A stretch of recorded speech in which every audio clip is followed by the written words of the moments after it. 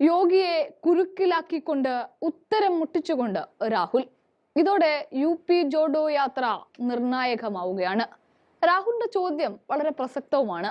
രാമരാജ്യമായി 1000 വർഷം ഈ രാജ്യം അറിയപ്പെടുമെന്ന് മോദി പ്രഖ്യാപിക്കുമ്പോഴാണ് രാഹുൽ ഇത്തരം ഒരു ചോദ്യം ചോദിക്കുന്നത്. ബോളിവുഡ് താരം അമിതാഭ് ബച്ചനെയും ഐശ്വര്യ റായി ബച്ചനെയും പരാമർശിച്ചുകൊണ്ടായിരുന്നു ഉത്തർപ്രദേശിലെ പ്രയാഗ്രാജിൽ നടന്ന ഭാരത് ജോഡോ ന്യായ് യാത്രയിലെ രാഹുലിന്റെ ആ ചോദ്യം ഉയർന്നത്. അതായത് യോഗിയുടെ മുൻപിലാണ് ഈ ചോദ്യം.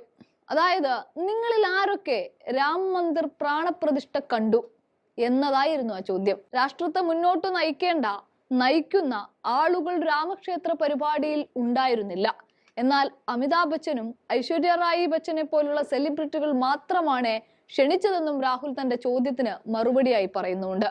ശേഷം അവിടെ നിങ്ങൾ എത്ര OBC SC ST മുഖങ്ങളെ കണ്ടു എന്നും മറ്റൊരു ചോദ്യം കൂടെ ചോദിച്ചുകൊണ്ട് അമിതാഭ് ബച്ചൻ പങ്കെടുത്തു, ഐശ്വര്യ ബച്ചൻ പങ്കെടുത്തു, പ്രധാനമന്ത്രി നരേന്ദ്രമോദി പങ്കെടുത്തു, പക്ഷെ നമ്മുടെ രാജ്യത്തെ മുന്നോട്ട് നയിക്കുന്ന സാധാരണക്കാരായ ജനങ്ങൾ പങ്കെടുത്തില്ല എന്ന് വീണ്ടും രാഹുൽ എടുത്തു പറഞ്ഞു. നിങ്ങൾക്ക് ഒരിക്കലും രാജ്യത്തെ നിയന്ത്രിക്കാൻ കഴിയില്ലെന്ന് ഉറപ്പാക്കാൻ ഈ ആളുകൾ ആഗ്രഹിക്കുന്നു എന്നതാണ് അതിന് കാരണമെന്നും തന്നെ കേൾക്കാൻ നിൽക്കുന്ന ജനങ്ങളോടായി രാഹുൽ ചോദിക്കുകയും പറയുകയും ചെയ്തപ്പോൾ അക്ഷരാർത്ഥത്തിൽ ജനം ഇതേ ചോദ്യം അവരോടുകൂടെ ചോദിക്കാൻ തുടങ്ങി. പ്രാണപ്രതിഷ്ഠ തങ്ങൾ കണ്ടോ എന്ന്. പകരം നിങ്ങൾ വീടുകളിൽ നിന്ന് വിളക്ക് തെളിയിക്കൂ എന്ന മോദിയുടെ വാക്കുകളും അവർ ഓർത്തെടുത്തു.